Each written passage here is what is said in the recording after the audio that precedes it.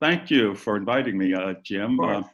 I'm approaching this discussion tonight from the perspective of a judge, and I hope I don't step on any of your lines, John, because you were the attorney in this case. But from the perspective of a judge who in the year 2000, 20 years ago, was assigned a case in which the plaintiffs alleged multiple acts of mistreatment at the hands of certain Oakland police officers who came to be known as the Riders.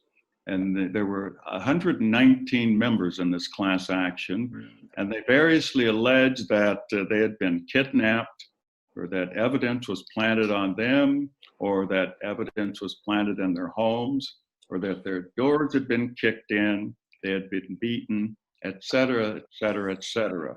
And they further alleged that the Oakland Police Department turned a blind eye toward this and toward other acts of misbehavior, all of which took place primarily in East Oakland and West Oakland, that is, in the primarily Black communities in the city of Oakland.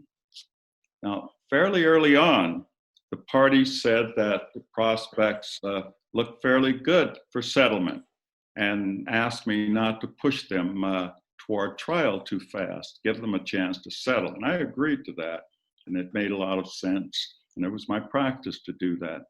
So after months of discussions, negotiations, case management conferences in court, the parties finally agreed to a settlement, and they entered into a consent decree setting forth the terms of that settlement. That brings us up to 2003. The consent decree included a list of, and correct me if I'm wrong on this, John, 31 reforms is my recollection of how many things they agreed to reform on. And they range from updating their technology and their equipment, to improving their training of officers, to eliminating racial profiling and adopting new use of force policies and practices. And interesting to note that not a single one of these reforms was new or untried or experimental. Indeed, they were essentially the list of best practices done by every larger police department throughout the country. And I appointed an independent monitoring team to ensure that they fully complied with the consent decree. Over the course of the case, Oakland has had 4 different mayors: Jerry Brown, Ron Dellums, Gene Kwan, and currently Libby Shea. Thank you. And at least 6 police chiefs, if you want to count one who's had a 2-day tenure after accepting and thinking it over and having second thoughts, decided it wasn't the right job for him, or maybe he wasn't the right person for the job. One of the more interesting aspects of this hugely troubling case is that shortly after 2 of the new chiefs came on board over these years, they had a chance to become familiar with the members of the force and discuss with the monitors what was left to complete and how it was going. They asked me to schedule a case management conference, which I readily did. And at that conference, in open court, with a court reporter taking down the words, they both told me that now that they're familiar with the case and what has been done, they can assure me that this case can be closed within 1 to 1.5 years. That was about 12 or 13 years ago. Now, what has utterly fascinated me over the extraordinarily long life of this case is that I'm firmly convinced that both of these chiefs believed what they told me. They really believed that. And I'm further convinced that they were correct. This can be done in 1.5 years. It could have been done in 1.5 years or 2 years if there was a will to do it. When the consent decree was signed 17 years ago, it was contemplated by the parties that all 31 tasks would be completed comfortably within about 2 years, give or take a month or so. And after all, as I've already explained, there was nothing cutting edge about these tasks, nothing revolutionary. So, just what happened along the way, and what to this very day prevents the Oakland Police Department from doing the things that it agreed to do 17 years ago. And let's look at that word agree, because this is not a case where there was a trial, they lost, and I ordered them to do things. This is a trial, they sat down and agreed on things and said, we've settled on this. And it was actually, I'm calling it a consent decree. It was a settlement agreement, a negotiated settlement agreement, NSA, that they said, we will do these things. Now, here are a couple of the examples to the answer to the question I've asked. One, when new recruits come to the police department and they start their training classes, they're told by the trainer something like this, and this has been reported to me a number of times by the monitors and by some police officers who aren't bad guys at all. Now I'm supposed to teach you some stuff that the judge has ordered me to teach you. And I'll do that, but I want you to understand that this is not how things are really done around here. You'll learn from your partner and from others when you start working how things are run in this department. 2, in 2009, when the most recent chief held his first meeting with the entire force, I had one of the monitors attend that meeting, hang out in the back so that he would go unnoticed and just see what he was going to say. The chief began by saying he felt the consent decree was a funky thing. And I'm from South Central LA, and that chief is black and he's from Long Beach, and we both know what a funky thing means. And that it was a funky thing that led to frivolous, and that's a quote, and nitpicky complaints to the Internal Affairs Department. And he repeatedly referred to playing the game with the court. And he promised them that he was going to play the game with the court while he sought to end court supervision within the year. I immediately wrote and told him that he was off to a very, very bad start and that he wasn't likely to last long with that attitude. He asked to meet with me, and we did.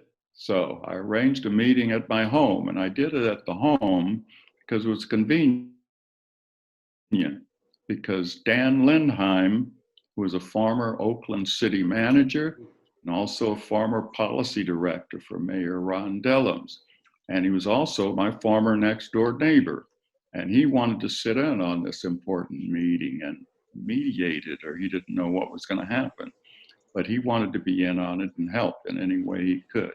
So anyway, long story short, the chief, in full contrition mode, explained that he had to say that in order to be accepted by the police force, and especially by the leaders of the Oakland Police Officers Association, the union that represents Oakland's rank and file police officers.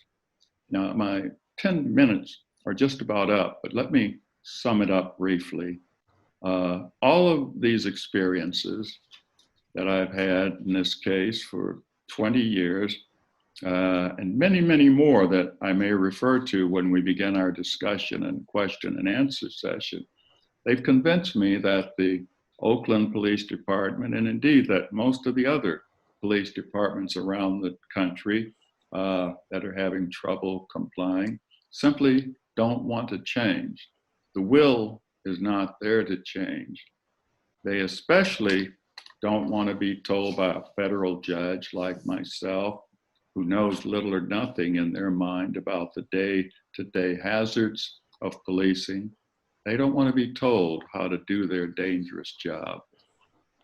Historically, our police have been guardians of the peace, guardians of our communities, who patrol the streets to keep them safe and knew the members of their community. But beginning, I would say, the so-called war of crimes in the mid-1960s, the war on crime in the mid-1960s, they have instead, police have become warriors.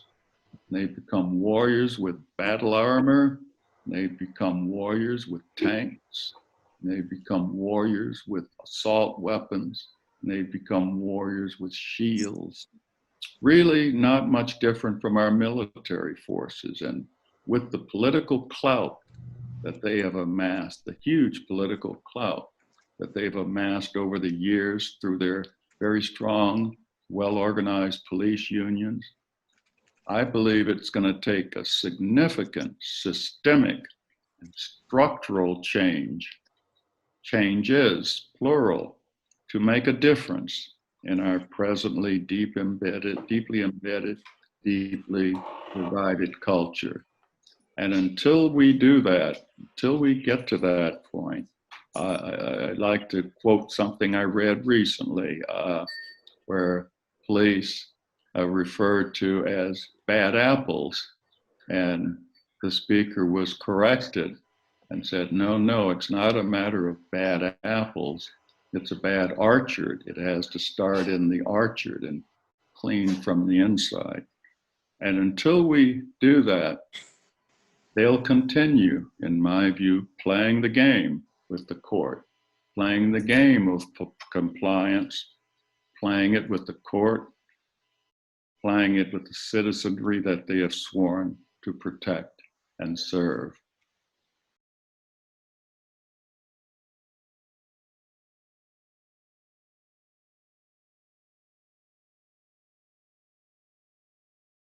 I will say the writer's case started in 2000. And right before that case started, I had finished a book tour with the book that I had written at the time called Blue versus Blacklist in the Conflicts Between Cops and Minorities. And what I had been concerned about for all those years, because I'd gone through Rodney King and Tupac in a number of cases, and I really felt primed that I was in a position to really understand and take on a police department. And lo and behold, the writer's case developed. And we took it from the lawyer's point of view of what kind of changes can we do.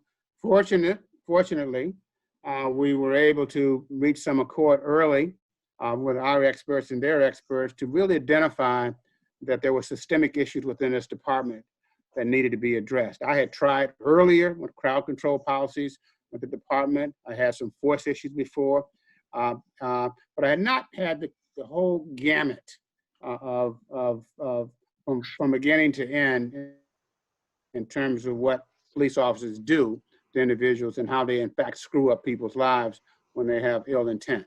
And so it was and Jim Channon, we were fortunate we got Judge Henderson, and to some extent, we were fortunate to have a defense lawyer, Greg Fox, who also understood these issues. We had tried many cases against him in the past or with him, and he had sort of developed a real sense that in terms of improving the quality of police in the various departments. But as we worked through this, and to be real clear about it, there were some very smart guys in the police department that worked with Jim and I, and we had a collegial working relationship, really trying to develop the very best practices in policing. And I certainly scoured the country, looking at various consent decrees that had existed at the time, looked at various best practices through my experts, and really felt compelled and felt good that we had reached an accord in terms of what was best for the department. And there seemed to be a genuine interest in getting this done. Now, I had sued this department many, many times before that. This was not my first effort at trying to do what we consider to be a pattern in practice. But once we got the agreement together, the department literally did nothing. And one of the problems that I think that they thought was that Jim and I, as co-counsel, once we got the agreement, we would leave. And they just did not anticipate our continued participation. They didn't really know about the monitors. We were able to get monitors, I think, that were probably, it was like, the judge may know, this was like getting a monitor that could have been my sister, sisters and brothers. They were clear, pro-police type, anti-police, anti-corruption type police. And so they worked on this with us for 5 years, and then they got tired, and they went another 2 years, and it was clearly clear after 7 years, there was no genuine interest in getting this done. And I'll tell you why this was important to me, because I was very much interested in the whole question of racial profiling. That was my huge issue, because I understood the collateral damage that came from when people get falsely arrested or get jacked up and put in a criminal system and get criminal records. So it was a big deal. But how to get at that? And part of what we did was we wanted to create data. And we all know about data these days, but that was a huge deal. And so part of what was that we had to develop these cards that allowed people, the police officer, when they stop someone, to give out information, you know, who they were, race, sex, gender, and the basis of the stop, etc. It took, and this was supposed to be done routinely by every officer. You know, it took us 11 years before we were able to get a good set of documents or cards, because the officers absolutely refused to consistently complete these cards. So it created real trouble. And I often wonder how in the hell I've been involved in a case for almost 20 years, but I have. And part of that is understanding that the commitment is to make the kind of changes, as I tell everyone, that has sustainability, and that it will be for the next generation of people in Oakland who will not know what we have done, but will receive the benefits of it. Unfortunately, that has not happened. And I think that what the judge says, I have firmly come to believe, that you cannot do it unless there's a political will, on the, a will from the mayor's office, city manager's office, the police chief, and you got to have consistent buy-in from the union and the line officers. Everyone in OPD has been trained on the writers' agreement, but we still have these major problems, and some of which just happened recently in a report that an investigation took place that clearly was consistent objectively. But I'll tell you, it's not just Vallejo, and I'm going to talk to Vallejo, but it's not just Oakland that we have this problem. These are serious issues that exist, whether it's San Francisco. I'm presently openly, actively involved in Vallejo. They're the police union, dominate that particular city. There's no political will to fight them. And now we're left to the courts as we try to fight them. So, you know, the reason why these issues are important, and many of you don't have to deal with this, but it's the everyday person who gets the treatment. I'm involved in over 100 cases now, many of them death cases, many of them beating cases, false arrest cases. A day doesn't go by when I have to deal with these issues. And so the question is, in my own mind, has the George Floyd killing, has it created a moment for us to deal with these issues, or is it a movement? And I tell you this, there's no movement and no pushback on the question of death shootings. I've had at least five shootings since then, all of which are, since George Floyd, all of which are questionable. So I have real questions about this, whether we can make any systemic changes, at least on the issue of force, maybe on some deadly force, maybe on some other issues, because there's a lot of activity that's taken place. But I understand and understand the mentality. The police officers like what they have, they want to keep what they have, and they certainly don't like people like me tell them they got to change. That's just, and judge, they may be kinder to the judge, but they're less kind to me. And I have met with these folks in Oakland almost routinely, once a month, sometimes more than that, for 17 years. And we're still in the middle of it. And I don't see it changing until, I don't see it ending, certainly over the next 2 years. So that's the challenge that is before us. And I only say, it's not just Oakland the challenge, it is other departments as well that have these high incidents of brutality, death cases, mistreatment of African Americans and Hispanic people. John, I have a question of you from the 60s. When I remember the Oakland Police Department, and it was predominantly white, almost totally white. And one of the reforms suggested was that if there were more members in the Oakland Police Department who were of color, they not only would they bring a reform attitude, but they would also kind of be a check and balance against others. And I was thinking of it recently. I was in Belfast, and I had to do with their police department on a murder case, actually. And they, of course, they're all Protestants. I was thinking of Oakland in those days. What has occurred with regard to the addition of officers of race, and has it made any difference? Well, I will say this, that Black officers who come into the department are people of really goodwill, and they really want to make a difference in that community.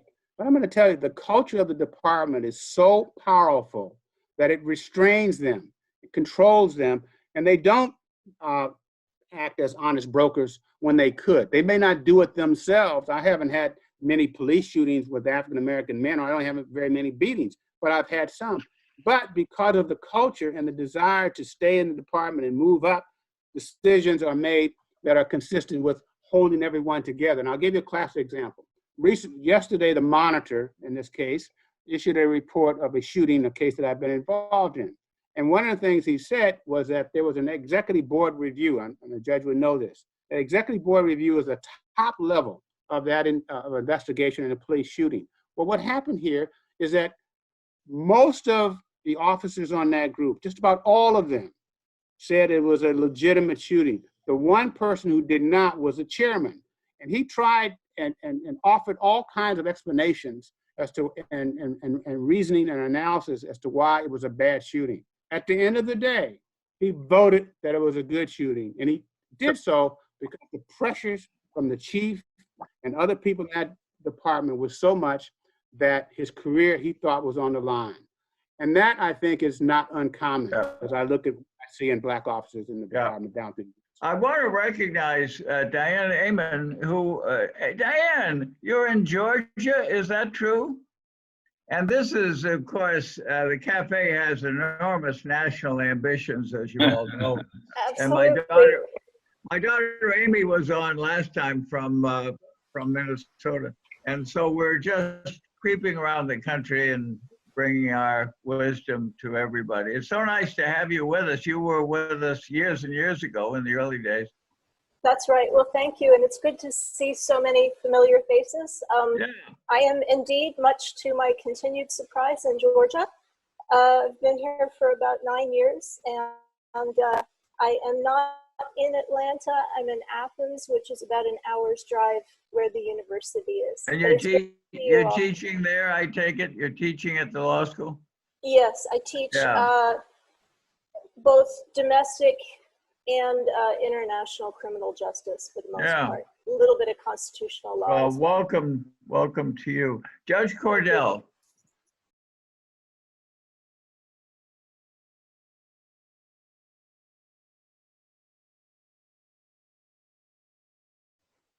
Yes. Well, first, thank you for inviting me to participate in the cafe. Of course. And Felton, thank you for initiating the request.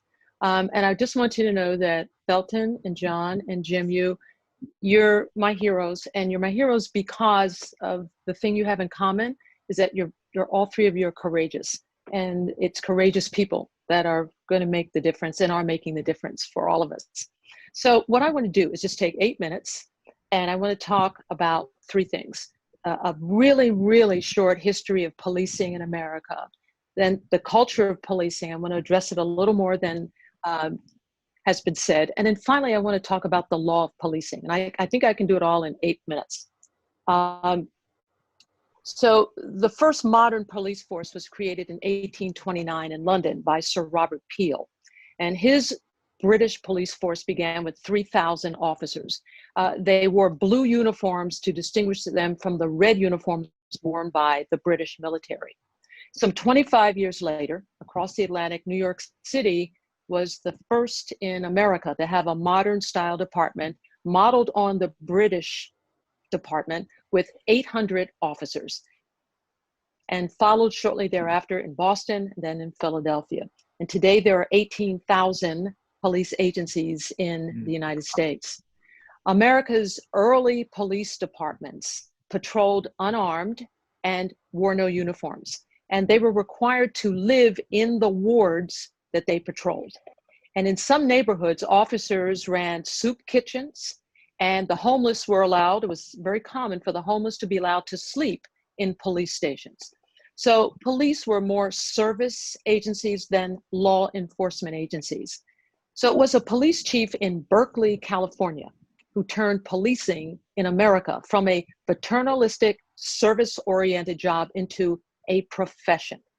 His name is Chief August Vollmer, V-O-L-L-M-E-R, and he served from 1905 to 1932.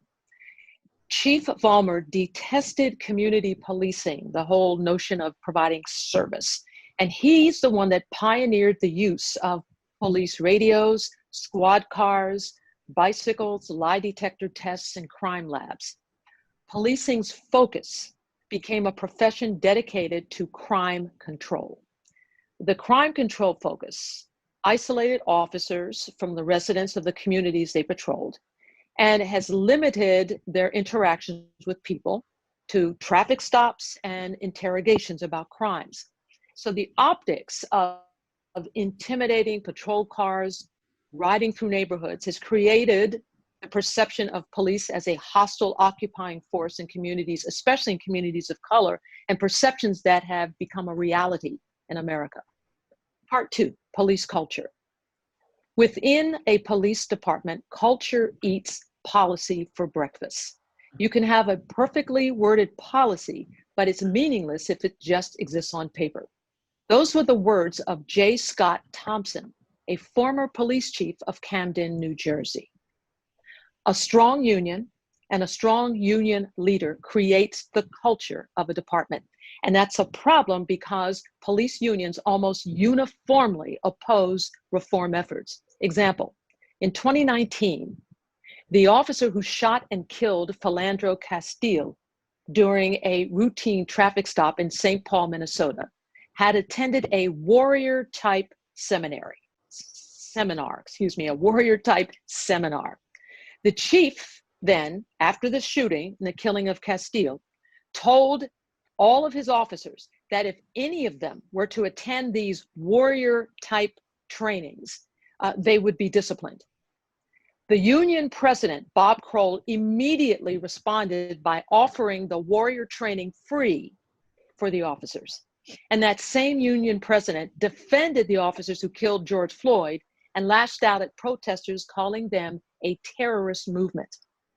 Closer to home, in San Jose, when a group of 9 police officers were discovered to have posted virulently racist and Islamophobic remarks in a secret Facebook group, the union's president, Paul Kelly, at first condemned the postings and called for the firings of the officers.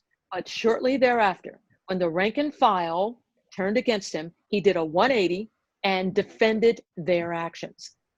The largest police union, the Fraternal Order of Police, has more than 2,000 local chapters and nearly 350,000 members. It lobbies for officers through collective bargaining agreements or state laws. For example, the language of the contract with the police union in Chicago requires misconduct records to be destroyed after 5 years.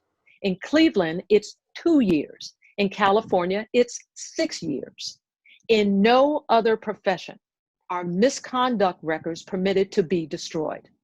So how can you hold officers accountable if their records of misconduct don't exist? A 2016 survey by the Police Executive Research Forum found that police agencies spend a median of 58 hours training recruits in how to use a gun and 48 hours on defensive tactics, but just 8 hours on de-escalation and crisis intervention. I have my own army in the NYPD, the 7th largest army in the world. Thus spoke New York City Mayor Michael Bloomberg. Police are not soldiers, but the culture sends a clear message that they are. Case in point, Johnston, Rhode Island has a population of 29,000 and covers just 27 square miles. Its police department has $4.1 million worth of surplus military gear from the Pentagon, 30 M16 rifles, 599 M16 magazines containing 18,000 rounds, a sniper targeting calculator, 44 bayonets, and 12 Humvees. Part 3, the law of policing. The US Supreme Court creates the laws that apply to policing. And for the last 50 years, since 1968, the court has endowed law enforcement with superpowers. And I'm going to give you the 6 superpowers that police have. Compliments of the Supreme Court. Superpower number 1. In 1967, the Supreme Court decided Pearson, P-I-E-R-S-O-N, Pearson versus Ray, and literally invented the doctrine of qualified immunity, which protects police officers from civil liability lawsuits when they're accused of using excessive force. Superpower number 2. The next year, 1968, the Supreme Court issued the decision in Terry versus Ohio. That decision gave the green light for police to temporarily detain and stop and frisk someone solely based upon an officer's reasonable suspicion. Until then, the court had allowed such stops only when an officer had probable cause to believe that a crime had been committed. John Terry, one of 2 Black men, had been stopped by a police officer in Cleveland, Ohio, who gave as his reason, and I quote, "They didn't look right to me at the time," unquote. The 2 Black men had been looking into store windows during daytime hours in the downtown business district. The Terry stop and frisk policy has been used almost exclusively to target Black and brown people. And there was one dissenter in that case, and it was Justice Douglas. And he said this: if the police can pick him up whenever they do not like the cut of his jib, if they can seize and search him in their discretion, we enter a new regime. Superpower number 3. In 1989, the Supreme Court decided the case of Graham versus Connor, holding that police can use deadly force if it is objectively reasonable from the officer's point of view. Superpower number 4. In 1996, in Wren versus US, and that's W-H-R-E-N, Wren versus US, the court allowed police to racially profile when making traffic stops. Mr. Wren and his friend, both Black men, were stopped by officers for the minor traffic infractions of stopping too long at a stop sign, 20 seconds, and failing to use a turn signal. The turn signal infraction was used as a pretext to search for drugs. The court held that whether police are picking and choosing people based on being Black was okay, as long as the officers can present a legitimate traffic infraction for each stop. Superpower number 5. In 2001, the Supreme Court ruled in Atwater versus City of Lago Vista that police can lawfully arrest anyone for any infraction, even if the punishment is a small fine. And superpower number 6. In 2007, the court ruled in Scott versus Harris that it was reasonable for police to use deadly force against a suspect who fled a traffic stop related to a speeding ticket. Now, these superpowers were on display in 2014 when Eric Garner was stopped and arrested under the Terry reasonable suspicion standard for selling 1 loose cigarette. Under the Graham case, superpower number 2, the police could use significant force if they thought Garner was resisting arrest and if they thought the proportion of the force was objectively reasonable.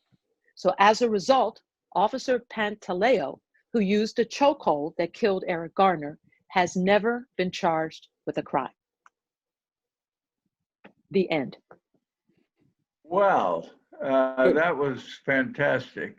Let us see who has questions about all this. I would draw a distinction, a very nuanced distinction, I must say, between the FBI on the one hand and federally and the local. And as to the head of the Berkeley Police Department, I invited him to this evening, but as I invited him, the city council cut the budget of the police department in half, and he couldn't come, and he's thinking about what he should do with his life. Who has questions about what we have so far? Hands up. I think Steve, you were about to talk first, but then Sure. I'll go around. I have two questions. One is, what is the role of political leadership in setting the culture of the police department? And second is an observation and a question. And we think of the police as a sort of quasi-military force, but in one important respect, they're not like the military at all. I mean, in the military, the general gives an order and soldiers follow it. In police departments, the chief of police may give an order and the head of the union or the rank and file say, buzz off. How do you circumvent that difference? Well, let me just say, I think the culture question is one that is established over a period of time. And you would like to think that the political leaders are in a position to set that culture, but they really aren't, because the culture has already been in place. So the best you can do is move it in a positive way based upon practices that you put in place. But I think it's the police chief who really can set the tone for the changing of the culture, because some departments have changed over time. And the police chief has to have the ability to set the policy that he wants, set the tenor of what he wants, and then he has to hold officers accountable. And this is the real challenge, because that puts you up against the police union. So therefore, you got to have a relationship with the rank and file or the chief, the head of the unions. I will say in Oakland that, at least it's always been reported over the last 20 years that the union has not tried to get involved in trying to prevent or forestall the activities we were engaged in. Now, that's a hard thing to believe, except that it's probably true at the high level. But on a day in, day out basis, to the extent that the men and the women have not changed, and particularly new people have come up and have adopted the old culture, that suggests to me that this culture is steep involved, and the union to some extent is perpetuating this through either tacitly or directly. But you need political leadership no matter what. And I think that the mayor, the police chief must take a stand to show this is the kind of department that you want, and then they have to hold them accountable. That goes down to the command people. I mean, because obviously the chief, as you say, they could tell the chief to go to hell. But at the same time, the chief has to have command people, that is his captain and his deputy chiefs, if they have them, to institute the kind of practices he or she wants, and to hold officers accountable. It is not easy. When I wrote this book years ago, I really thought about the culture of the department. And to me, the culture of the department is somewhat controlling, and it's more controlling to me than the actual truth of an event or even the law itself that the officers are held to, because they're more inclined to be controlled by the culture. And that may be lying, that may be cover up, that may be any number of ways to prevent officers from having to deal and be confronted by other officers. And I think that we've talked about it. The one thing I always remember from years gone by is the Serpico movie. And it left a major imprint on me, and even LA Confidential, that regardless of what the intent may be of good officers, the other officers in the department will hold them and keep them in line. So it's up to the police chief and the unions and the political people to change that culture if it's going to get changed. John, but see, here's the thing. I think this discussion it's just about moot for me, because we've been here long enough to know that you can have a different police chief, you can have different people on your city council and your board of supervisors, and we still have unarmed people of color being killed. So I think that the discussion really, we need to start thinking outside the box. And for me, there's three things that need to happen. One, I have no problem with reforms. That's the quick fixes. That's the 8 can't wait campaign. That's a stop chokeholds, de-escalation. Those reforms just mean that when the police do interact, especially with people of color, maybe there's going to be a less chance that that person's going to get killed. But that's all they do. They do not change what policing is in a community, but it's still important to have them.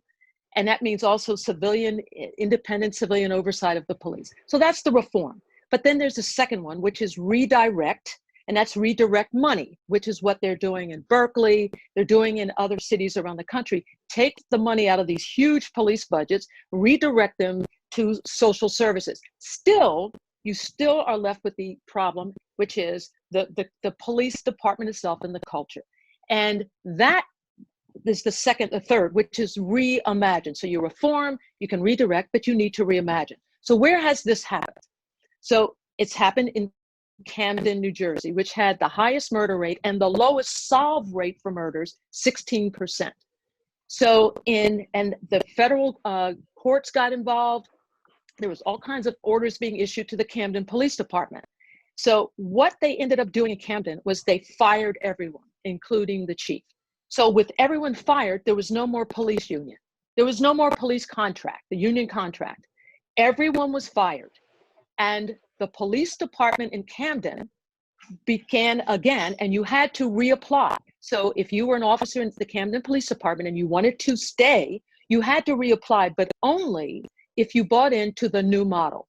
And the new model in Camden was called community policing. It's not rocket science. All it means is that officers are out of their cars all day. They are out walking the neighborhoods and the streets all day. And so with that change, there were a lot of Camden officers who said, forget this, I don't want to be a part of it. And there were some who agreed to come in. Within 2 years, the solve rate of murders in Camden jumped up from 16% to 61% in 2 years. Why? Because with this new mode of policing, where officers were out talking to people, everyone knew everybody's names, there was more trust built up, and the police were there not to beat up on heads of kids playing at the basketball court, because everyone knew everyone. More closer to home, that model is starting to work now in East Palo Alto. Now that's a white police chief in East Palo Alto whose demographics have changed dramatically since Felton, you and I practiced law in East Palo Alto, which used to be predominantly Black and brown. Now it's predominantly Latino. It has Pacific Islanders. There is a smaller 11% Black population and a growing white population. Chief Pardini in East Palo Alto has come in, and he's been there now, maybe he's been there 5 years, with a whole different approach. He is out walking the streets, and he's directed his officers to get on board with this. This chief gives out his cell phone number to people in the community. He knows the names of people who are in the stores, where people live. And as a result, everything has changed and is changing in East Palo Alto. I used to live there, and I know what it was like. It was like the wild, wild west. And things have changed dramatically. And he's just very quietly gone about saying, this is what we ought to be doing. Are things perfect in Camden and East Palo Alto? No, no. There needs to be more work done on dealing with the mentally ill and the homeless, but it's reimagining it. In Berkeley, they have said officers are no longer going to make traffic stops. How do police do policing around the country? Traffic stops. That's why the Supreme Court has made all these rulings. You can do this, you can stop people in their cars. So Berkeley has said, no, we're going to take that piece out. So what will police do? Well, they will respond. If there's a chance that violence might occur to stop, fine, you call the police in. So what they're doing in Berkeley is redefining, by, in part, redirecting funds. And I think that's what we need to do. If we think you can put in a new police chief and just change the culture, no. The big, huge problem are the unions and these union contracts. And you can't just bust them out unless you decide we're going to start anew, which is what they've done in Camden. So I suggest, we think about that, because we're going to have this conversation forever. One last thing. San Francisco, liberal city. 8 can't wait. They have had, these are 8 things you can do, quick reforms that you can do in a police department. They've had them for years. And look at what's happening in San Francisco. Shootings, killings, no police officers being prosecuted, none being charged.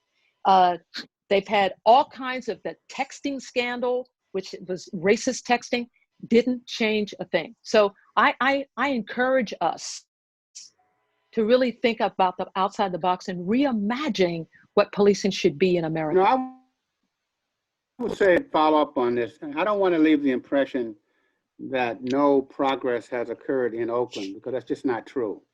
There are some things around the edges we're not happy with, but we certainly have and do not have the same level of homicides or police killings that we had for a number of years.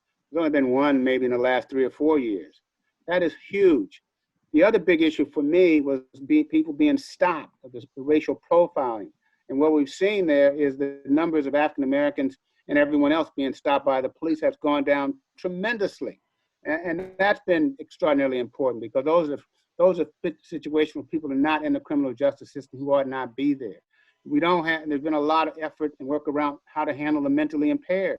We don't have situations where mentally impaired people are being killed in a kind of a routine basis when the cops are called and the police respond to them ultimately using deadly force.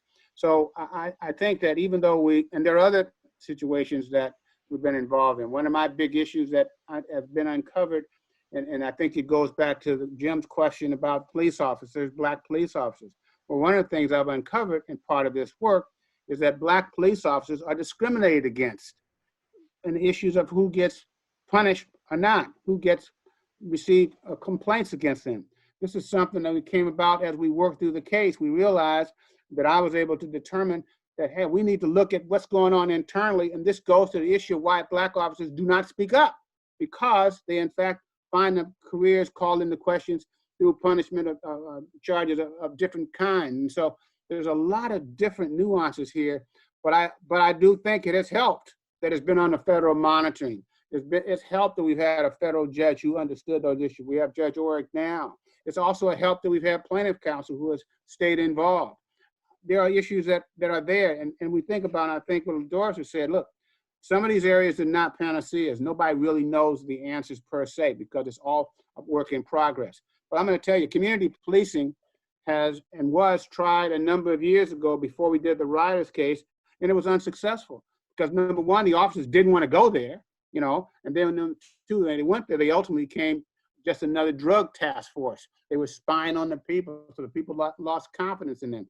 So community policing has, one sense, a wonderful title, but in practicality, you do have to control it and watch it, because it can, in fact, be misused, and then you lose confidence on the part of the community.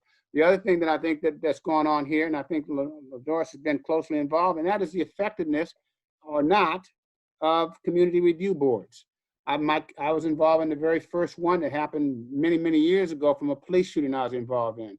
Now Oakland has a police commission, and they're trying something new, and they're giving the control of the department to the police commission. I don't know whether that will work or not, but I can tell you this, a lot of new approaches have been thought about and brought before, one of which is a big deal, and that is, how do you deal with people who are on parole or on probation?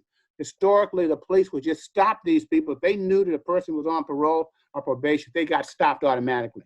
Well, now the police commission has called the police department to say you can't just stop those people because you know that they're on parole or probation. You got to have reasonable basis to do so.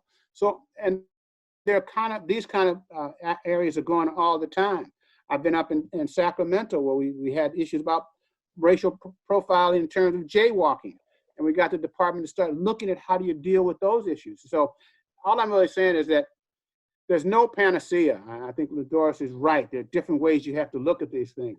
But until they get resolved, we still have to do what we can to prevent, one, the profiling, the beatings, the murders, exception, as best we can. And so that's all I'm really saying, is that there's no correct answer here, but a lot of work still has to be done. I'm not convinced at all that the Floyd issues that are developed will create a momentum.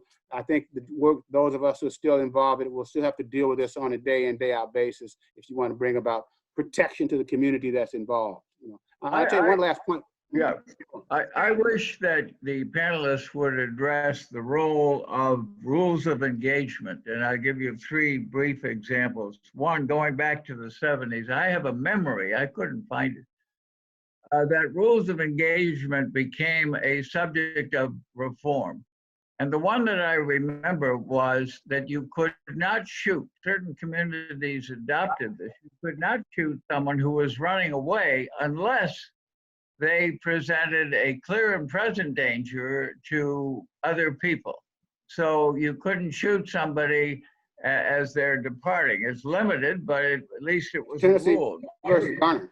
Yeah, number 2, chokeholds was the subject of a case in the U.S. Supreme Court in the I think it was early 1980s.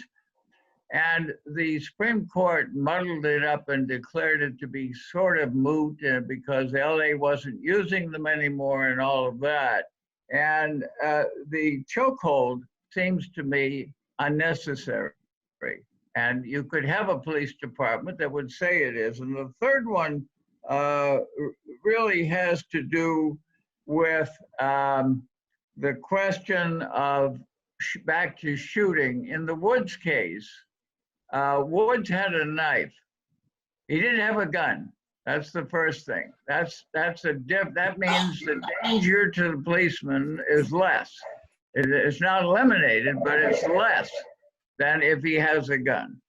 And as he was walking along the wall, they drew their gun. One of them drew the guns and fired. And as a result of that, all the others fired at the same time with a couple of exceptions. And that's almost an automatic human reaction. But if rules of engagement provided that, and the final one, 4th, I guess, is I was shocked to find out, which I did because I was consulting on one of these cases, that the rule they teach now in police is 2 in the chest and 1 in the head. All right? If you're going to shoot, that's what you're going to do. And I really was blown away. This was about 2 years ago. But the rules of engagement is my question. Do they do any good? Are they? Is there a department that has good ones? What do we know about it? I think that Oakland has rules. I don't know that they call them rules of engagement. They have general orders as to when to use deadly force or not.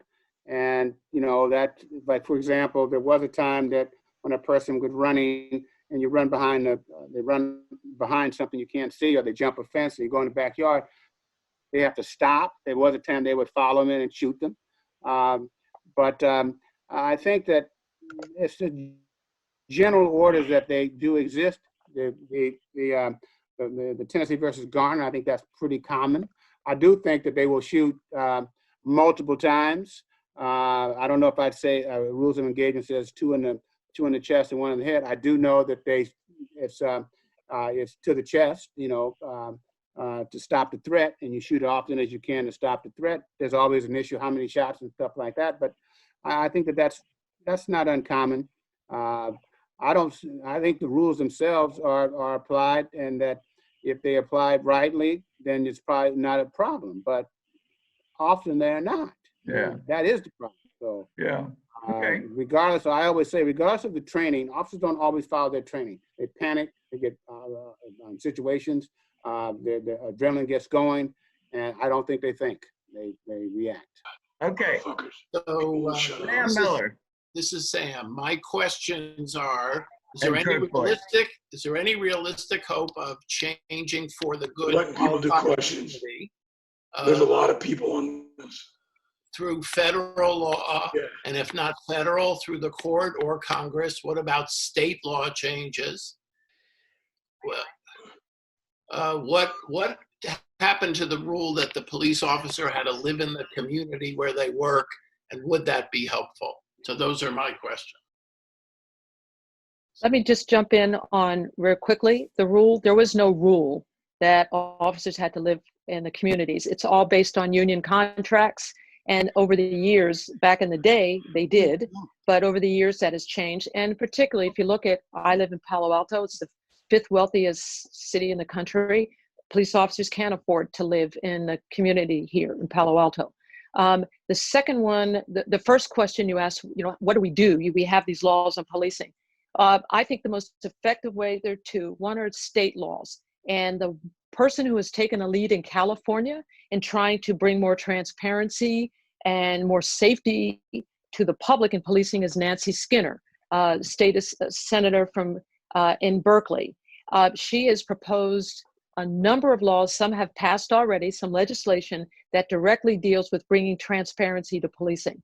So there are things we can do in the state through legislation that will, keep people safer. It won't change the culture of policing, but it will open up. And perhaps one good deterrent for police misconduct is indeed transparency.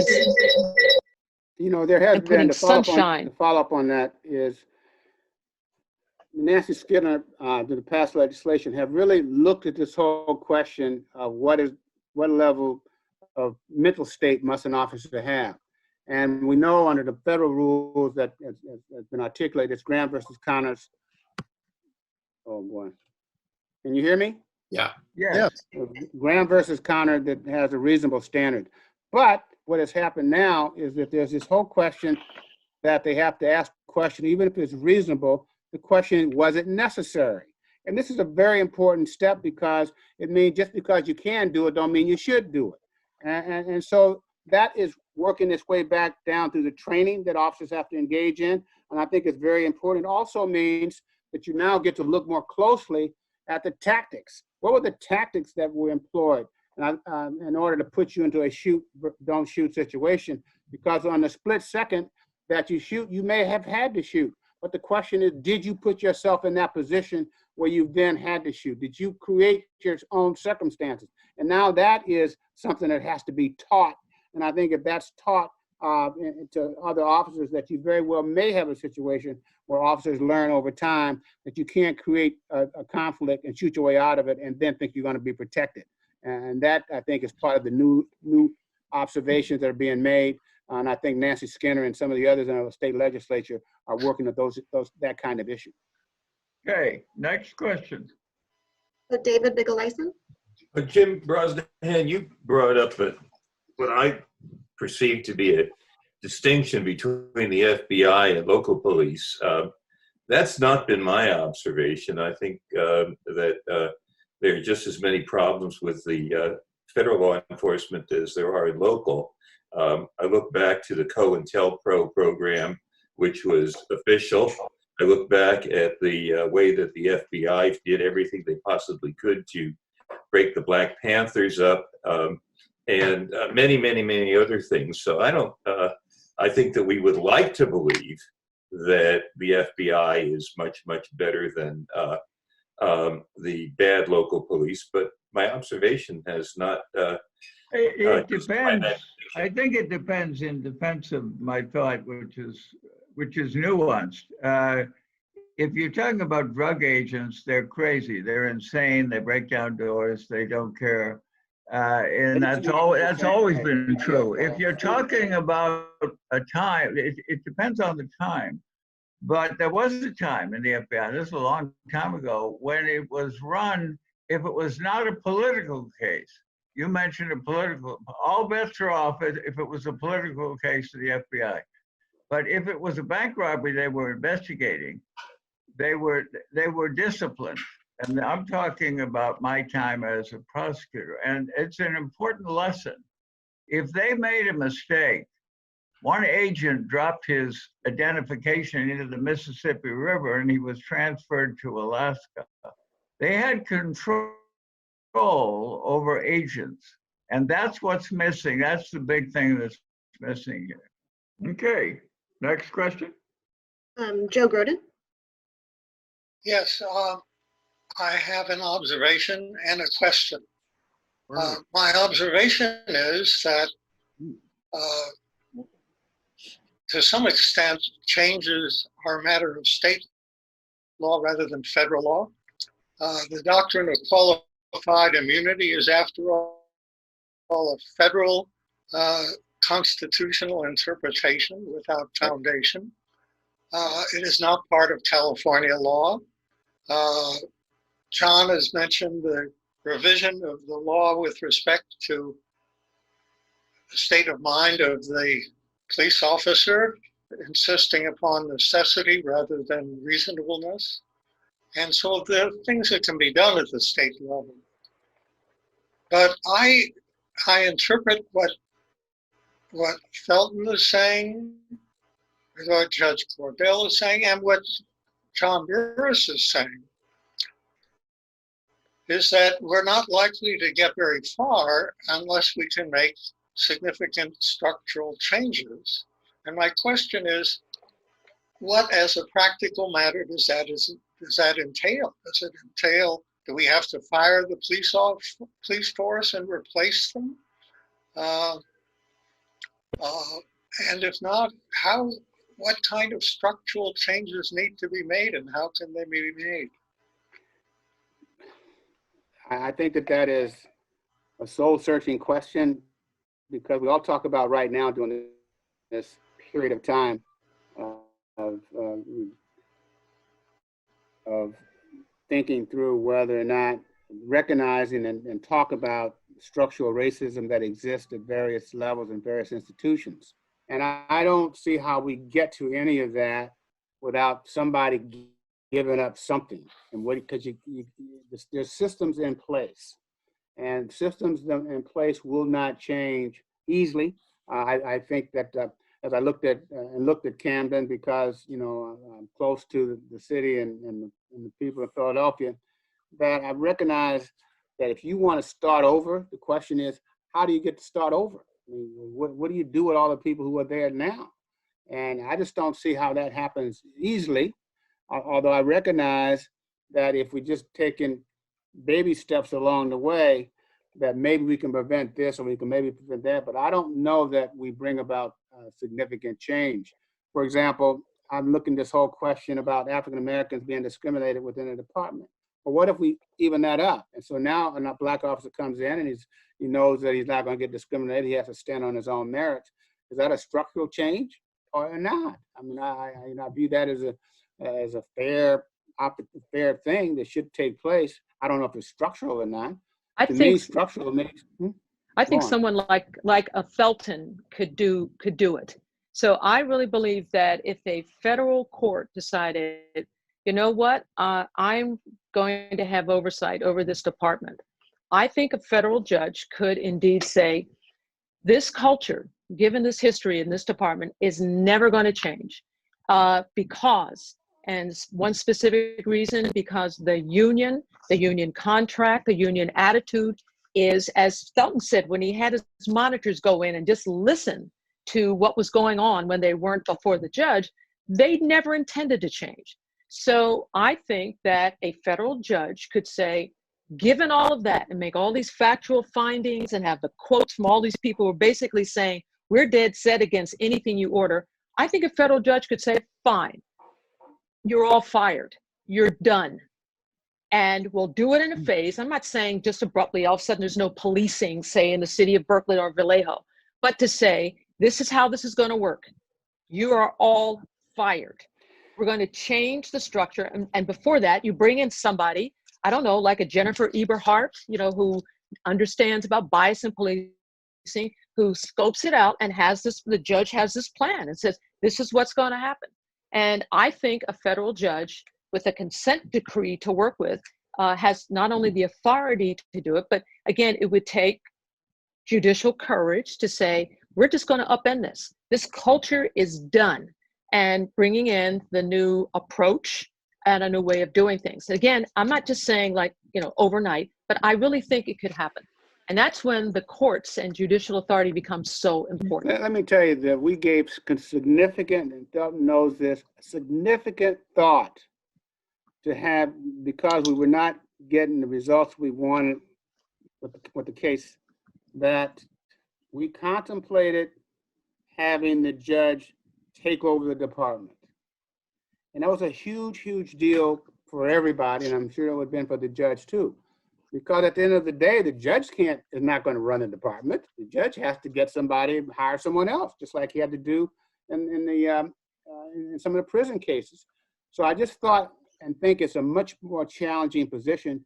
You can't have a federal judge taking over every department, as a practical matter. Some departments maybe so, but I think that those issues have to be clearly worked out and thought about as to the ramifications of it. And because we have found that it's very costly, even with the monitors and the monitor with the compliance officer and monitors, we still haven't really gotten it done. We're a lot further along than we thought we'd ever be. I should say, we're not as far as I thought we should have been, given the amount of time that's been involved.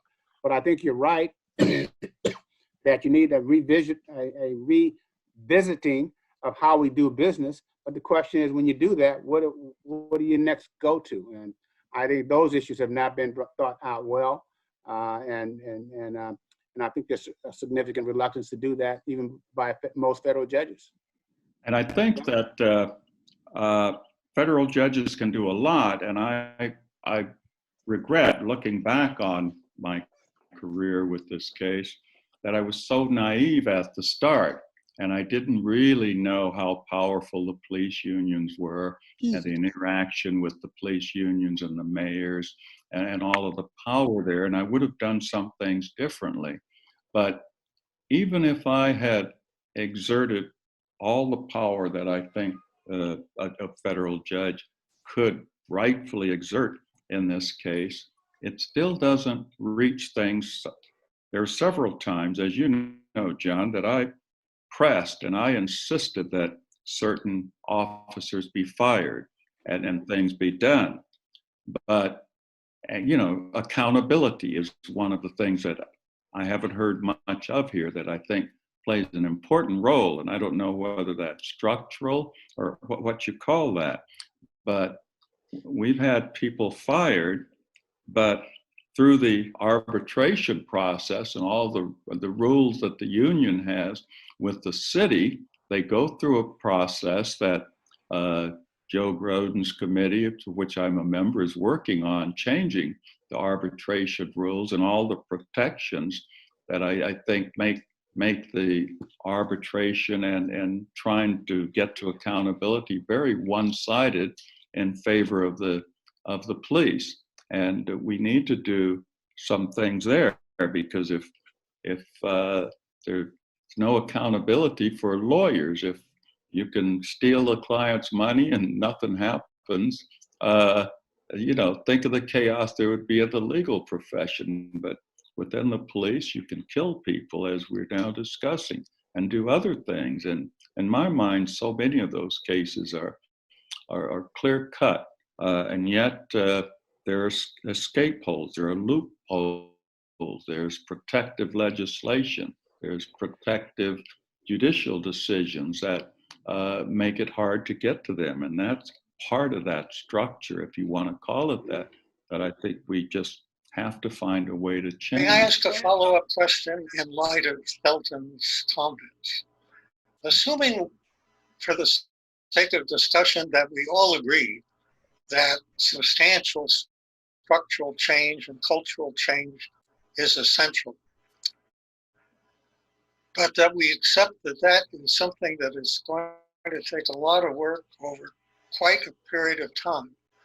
The question is it meaningful? Is it useful to push for more modest changes in the short run, such as the changes that our police study committee has come up with? Felton is a member, Ron is a member, John True is a member of that group, focusing on disciplinary procedure, focusing upon public access to arbitration procedures, focusing on disciplinary procedures.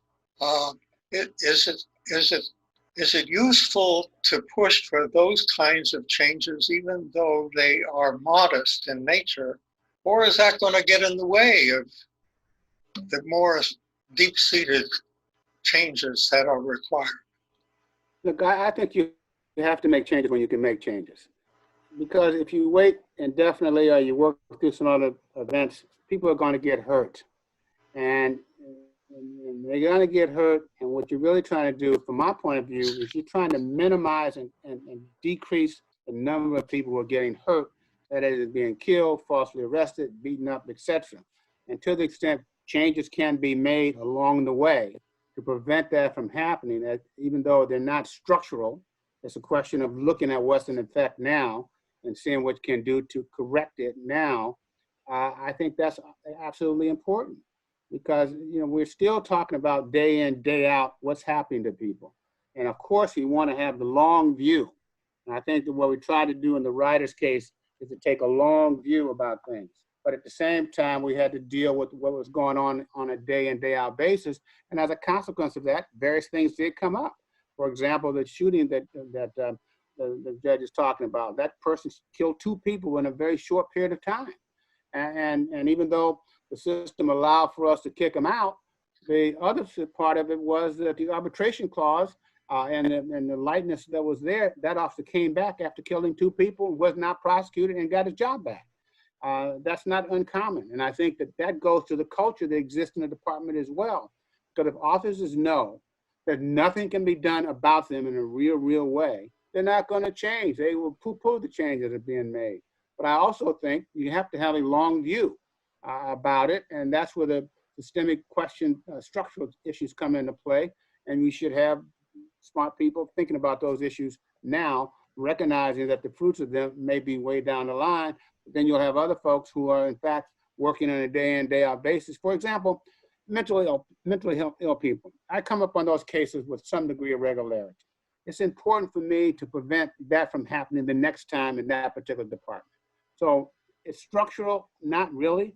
It's really saying, because of this case, we have now identified a problem you have in your department as to how you deal with the mentally impaired people. And so let's work through what you can do to prevent this from happening.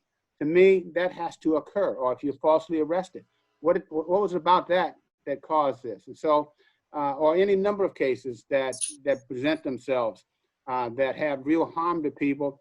It may not appear to be that harmful, but they really are harmful, because either these little minor events can turn into major events, and people can wind up being killed or seriously injured or in custody and have their lives ruined as a consequence of it. So small changes have to be made. When they present themselves, you must deal with them. And of course, you have to look at the broader picture if you got people who can do that. I do think I have one very small point. I do think that the issue of the size of the reforms should take into account that you have thousands of people in the streets all over the country on the issue. It may sound like a radical idea, but if you're not making visible progress and you have thousands of people demonstrating, what exactly does that leave you with? Who's got the next question? So next we have Ronald Yank and then Martin Sibeli. All right, everybody here wants to change Kurt Boyd. As do I. As do I. I think I'm the only guy in this audience who actually represented both cops and police unions. I did it for 35 years, retired. I got to work with John, I'll explain about that. Went to work for Jerry Brown, switching sides of the table, negotiating against 2 ex-clients. And then I was fortunate enough to get a job with the compliance director who was created by Felton. And I did that for a year. One of my clients, by the way, before I retired, was the Oakland Police Department. And there's at least 2 false narratives I want to speak to. One is that arbitrators put dirty cops back to work day after day after day.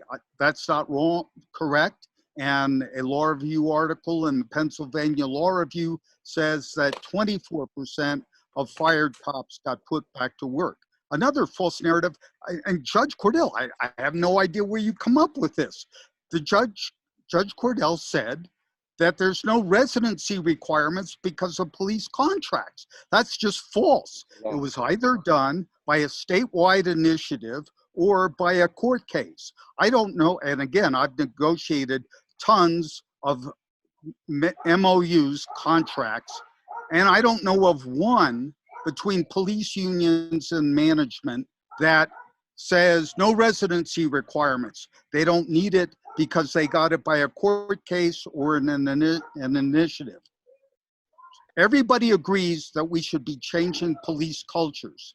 And again, some people say that unions are the problem. I want to propose to you that unions may be the big solution. How we get all of them to buy in is tough. And I don't want to be Pollyannic. The 3 presidents of unions in New York City are effing jerks. The president of the Minneapolis Police Union is an effing jerk. This is the Minneapolis guy goes and speaks at Trump rallies. Fulton, the union has not been the problem in Oakland, and we heard John say that. And John did have kind of a jerk president of the Oakland police. This guy mailed back to John, I think it was a $500 check that John wanted to give to the Police Athletic League. And this guy bragged to me about it at a Christmas party, and I wasn't even his lawyer anymore. But there was a new guy who came in. He's still there. His first name is Barry. And here's 3 things he did, one of which was kind of major. I mentioned I was part of Felton's compliance director team. We all know now that cameras are growing and growing and growing. Oakland was the first major department in the country to have police cameras. And everybody knows the issue is, does a cop get to see the footage before she gives a statement or not? And the union was cooperative. Granted, I kind of was speaking for a federal judge, but the union was cooperative in agreeing with management that the way it would work is the following. The cop would give a statement, can't see the footage. Immediately thereafter gets to see the footage, gets to go huddle with his or her lawyer, comes back, and if she wants to give a supplemental statement, she does. But this model of wiping out a department, and by the way, as John pointed out, it was replaced by a sheriff's department. Who says those guys and gals were clean? We'll end up with a bunch of rent-a-cops who will cause far more brutality and maybe even murders than the existing sort of cops we have. Again, I'm not Pollyannic, but if we reach out to unions, if management does that, and again, you heard me say, some can't be reached out to, we've got a hell of a better chance of changing the culture of departments than considering all of them the enemy, and I'll quit with that. Actually, Ron, I want to say I agree with that. One of the things that I come to better understand in our many years in Oakland, because it's been a work in progress. We made changes, we made adjustments. When the police asked for adjustments, we evaluated them, etc., and it worked. But one of the things that we didn't do that I think we should have done in retrospect, and that is had a public component to it. I think we should have had a group from the community to articulate their vision, as opposed to my vision and Jim's vision. And I, certainly we were kind of selfish about it, but over time, given this was affecting the community itself, much more so than our clients, because our clients were long gone, that it should have had a community component to it. And I also believe that it was important that we didn't have the real pushback from the union in all these years. We made a lot of adjustments to the contract because of what officers did. The truth of the matter is officers do bad stuff, even if there's agreement involved. And we've had to work through those cases. But I thought the present union chief, Barry Donlin, has been receptive to working with us on it. And I do think that if I look at other towns and other cities, I do look to see what community leaders are there and whether or not the union is someone that is a group that is interested in trying to work through some of the problems. They may not be, but if you can get the buy-in, you have a better chance of putting forth, quote, reforms. And I see reforms as the problem areas that you have in that department. For example, when I had the case in Sacramento, that was a jaywalking case. Well, black guys were being stopped for jaywalking more so than others, and they were getting beaten up and jailed as a kind. Well, I wanted to deal with the jaywalking problem, and so we did. And so I see that you look to the problem, whether it's the tasers, you look to that, whether it's the chokehold, which is the carotid hold that goes bad. You look to that, or we're pushing down on someone's back and creating asphyxiate people. These are events that you see that cause harm to people, that they're not the best practices, and that you can make adjustments for them. Jim, that's also part of it. Jim, I'm sitting here shaking my head because maybe Oakland is a special, unique place where you can get policing right, because it's my view, my opinion, that this is all happy talk. That to be realistic about, that's what the whole Black Lives Matter movement is about. It's bringing the recognition of systemic racism in these police departments, and how policing has come to just see people of color as suspect, and everything that comes along with it, including the laws that have been enacted. So maybe I'm out on the left radical fringe. That's not my reputation. But from my own experience, what I've seen working as a police auditor, seeing what keeps happening continuously around this country, leads me to conclude that, yes, I think Justice Groden is right, that in the short term, yes, reforms they're good. It's like putting a Band-Aid. It stops the bleeding. But as far as really turning things around, I think we have to think bolder than that. And it isn't about, we'll get a nice union leader and we'll get along with him. That shouldn't even be what this is about. And with respect to Camden, if they did bring in the sheriff, it was a transition. They're not there now. There's a Camden Police Department. So I don't know. Maybe, I'm just in a very different place right now. But I'm just not there. I was going to say that the NACDL had an excellent program this week, which I watched. And in Detroit, the police department has declared certain areas in the city as green areas. There's a name for it. And they've set up cameras so that they're watching basically everybody who's there. Now, that, to me, and I think the point of the speaker was, is a police department completely out of control.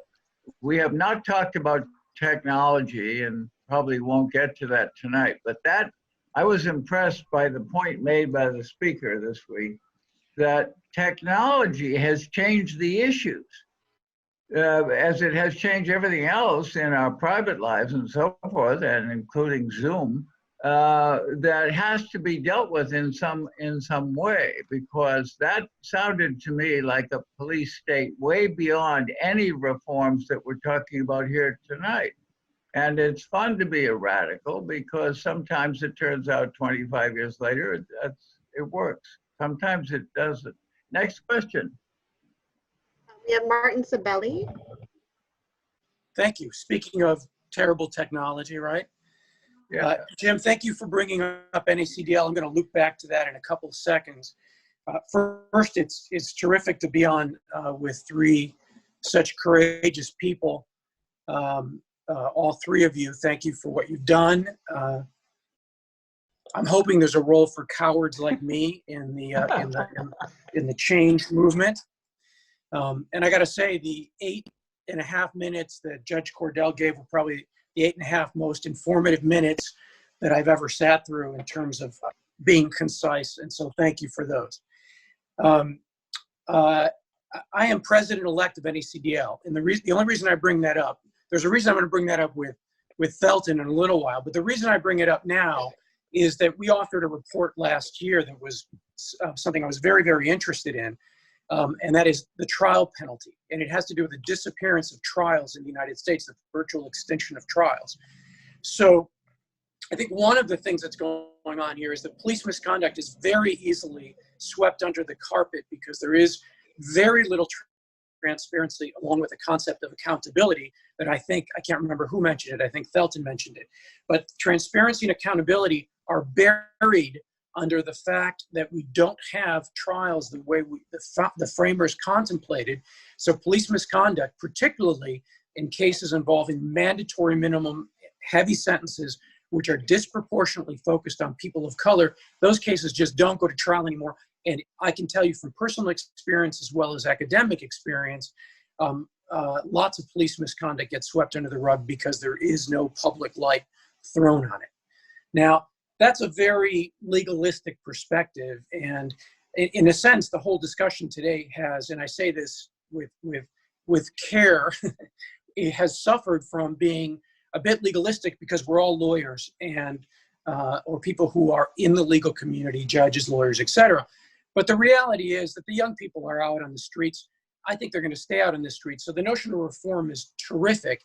But this other idea of reimagining, re-envisioning is the wave, is the modern trend now. And so we ought to be conscious of that for two reasons. One is keeping pace with it, as Jim has indicated, but also because we need to encourage it, because there is no real change without protest. To say that, I'll refer to a personal example. I was part of the training crew in the Joe Arpaio case, that the ACLU won in Phoenix, in which Judge Snow required the sheriff's department there to be trained in implicit bias. And I did implicit bias training with Joe Arpaio's folks for about 4 years there. And, you know, the notion of radically reforming the consciousness of most of those folks is a pipe dream. People, even if particularly if you really understand implicit bias and as well as racism, as well as express racism, it's deep in the brain. And so the notion that you can sort of train it out of people is extremely optimistic. There is some kind of conduct training you can do. There are some limitations, but the notion that you can completely reform individuals and departments who have this deep into their DNA, in my view, is highly optimistic and pushes me towards the reimagining Camden type model, which, by the way, you know, the Camden Police Department is doing, the current one is controlling crime much better through a community policing model than the old one did. So nothing was lost there. A lot was gained in terms of policing as well as community relationships. As for the FBI, this is a real problem for those of us who practice mostly in federal court. What's happened, particularly in the last, you know, since Clinton, really, it's not just a Republican-Democratic thing, although it's more exacerbated in certain administrations. The FBI is picking up street crimes, and in a sense, they are covering for really terrible local police practices. We see it all the time, Jim, in San Francisco with the police picking up gang prosecutions from gang officers in the state, and they are burying all the misconduct. And so this goes to this notion of you know, police, you know, unions and arbitrators and that kind of thing. You know, so few misconduct incidents of misconduct are ever reported. They're just not, and when they're reported, they're buried. And so I'm coming in for a landing now. I've spoken too much. I bored everybody. I see everybody leaving. But the last thing I want to say, which is super important, I think, and this is an NACDL initiative now, but follows a New York model, and that is the creation of police databases, not just based upon and I'm sorry, I'm going to use the bullshit that the police departments put into the files, because a lot of that is very limited. It's reframed and it's often hidden, but upon the acquiring of information by community groups that is then put into a database and is available for anybody who wants to see it. And so these movements of making police more accountable, police misconduct more transparent, and technologically, to come to Jim's point, available to lawyers in the courtroom, in the moment, is terrific. And when you go to court in New York, for example, you see these legal aid lawyers are pulling up on their phone and getting people on bail because they're saying, Your Honor, this officer who's making this allegation about resisting arrest, he's got these 6 problems with beating the shit out of people who didn't resist arrest, and they're able to pull it up in the moment. So, you know, that is a bottom-up initiative, not a top-down initiative. And so, you know, while we can have body cams, which are top-down because they're policy-oriented, there's also a role for surveillance, for community policing of the police, which is not, you know, I'm not talking about people following police around with cameras, but people collecting information so that institutions, before they're reimagined, and hopefully they will be reimagined, are made more accountable. So sorry for going on so long, but this is a topic needed. That's very helpful. And Martin, I'm aware that NACDL has a clearinghouse from public sources, about 7 sources, on police officers around the country, I think, who are charged with various things. Next question. So Scott Sugarman. Thank you. I have 2 comments, one of which is a question, one's more of hopefully a point of start of conversation. I've spent 40 years as a criminal defense lawyer, both as a public defender and in private practice. So that's where a lot of my experience is, both as in the trial courts and the appellate courts. So Judge Cordell got it exactly right in Terry, in a companion case. The U.S. Supreme Court, more than 50 years ago now, said if an officer has reasonable suspicion, they can stop anyone. And reasonable suspicion is a very low standard. No one on this chart today could drive a mile and not commit an offense as seen by an officer. I think there's a reasonable suspicion the windows are tinted, or the exhaust is too noisy, or there's a little not quite weaving or not putting on a blinker soon enough. So the question is, the law does not allow a judge to say, I'm going to suppress whatever was gotten here, assuming the person gets to court, because the Supreme Court says that's okay. But it does seem to me there's another issue here, which is the judge doesn't have to believe the officers if the judge believes the stop was racially motivated. That goes on all the time. That's what I see all the time. I only get the small percentage of people who in fact are arrested and brought to court. So I have a case right now that I argued a week ago in the Ninth Circuit in which 4 detectives from the Menlo Police Department who admitted their job was to look for violent crime and big drug crimes who stopped a man in the middle of the day driving lawfully for tinted windows. Now, if anyone rational thinks that's why they stopped him, we see the world differently. It's an African-American man driving, in fact, with his son in the front seat, seatbelted in.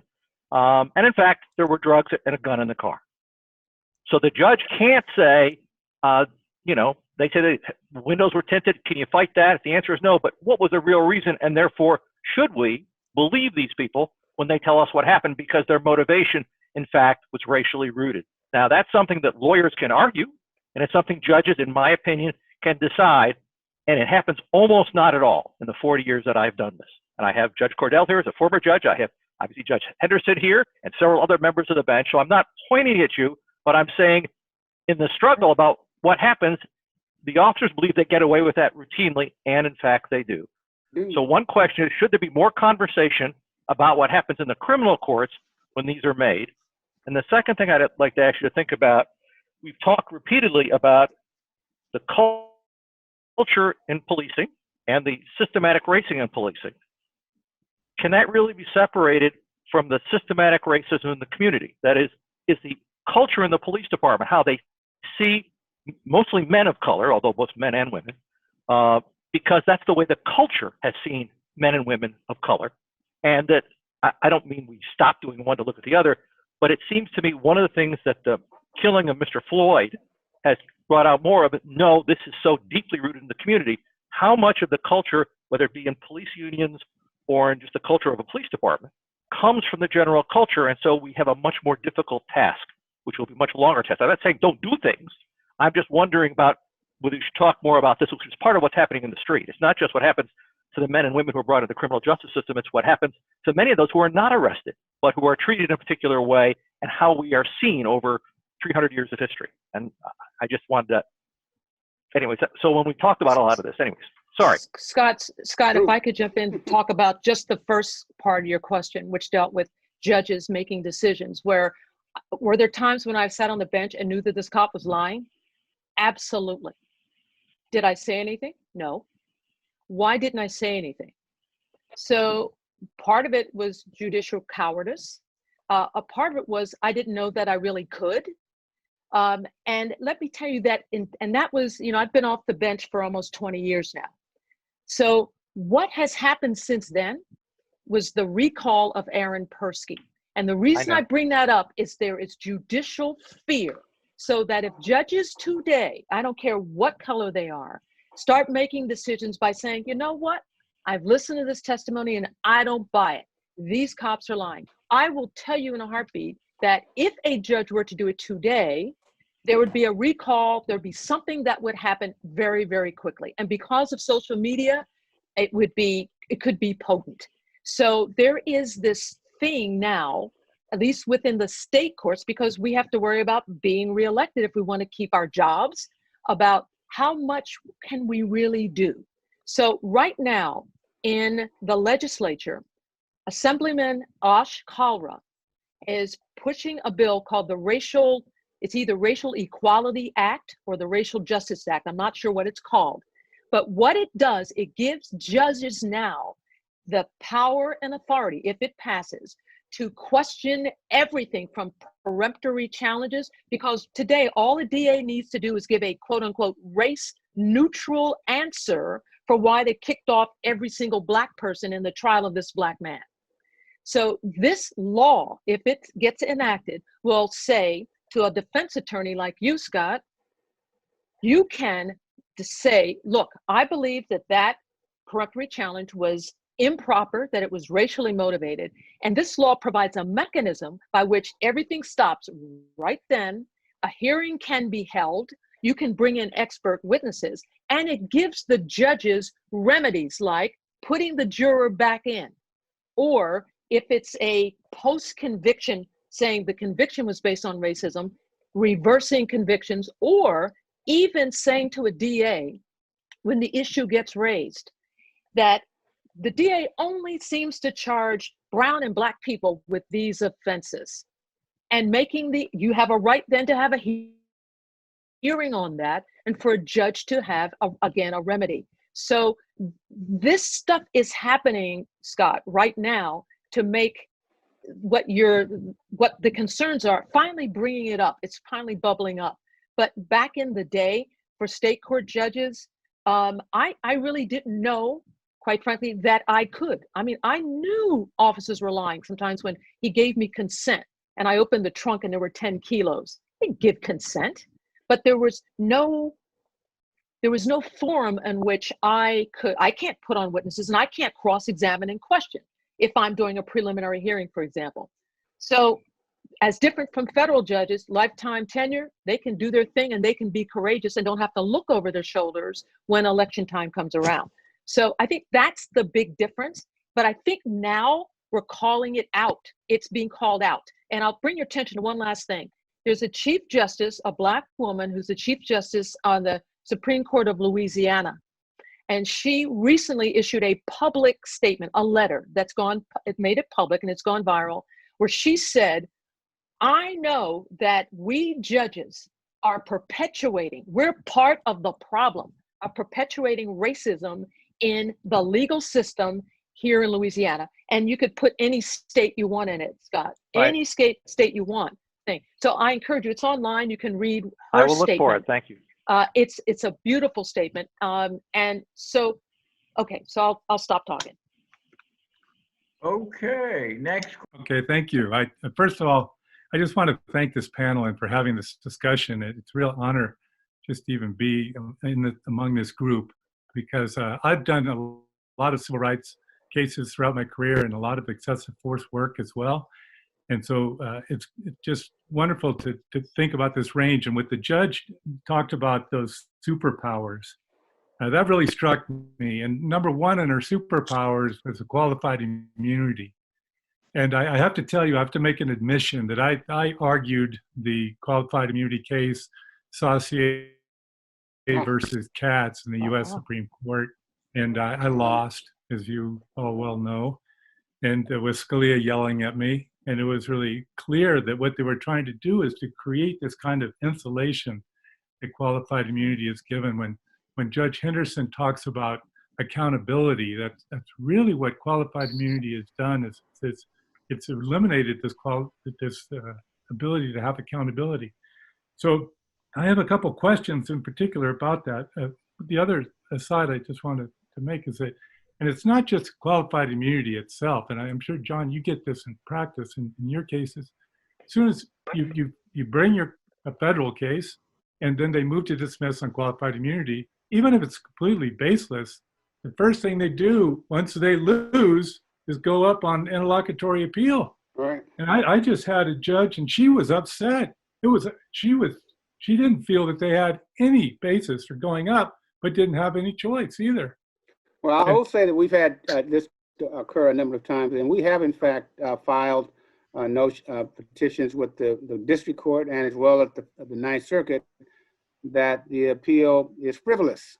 Right. And I've seen that. if we've done that and been successful a number of times, and it's the kind of thing we're doing more often than not, mainly because generally there is a material factual dispute. Yeah. And so it's been, and I tell our clients it's going to take 2 to 3 years to litigate this issue. It's about keeping you from getting results here. And it does. It enhances the case. And I was very hopeful, and I thought that maybe, Clarence was going to initiate a cabal, if you will, to bring some of those cases for discussion. When the time came, he didn't do it, but I'm hopeful that ultimately, given that it might happen next year, soon thereafter. But it is an important concept that is the bane of all the work we do. And I don't mean bane the act of California. Yeah, well, I tell you, it's really, I'm glad to hear that you're winning that argument that some of these matters are frivolous and that they just don't take them up then. They leave it down below. And the other thing that, in follow-up to with the Floyd protests and why this is still very vital, is that with the Justice and Policing Act, which was just passed by the Congress, in Section 102 of that act, they specifically eliminate qualified immunity, which just gladdens my heart. So the question really is, if the president happened, we get a new president, a Democratic president, a Democratic Senate, Democratic House. It could happen. It could happen.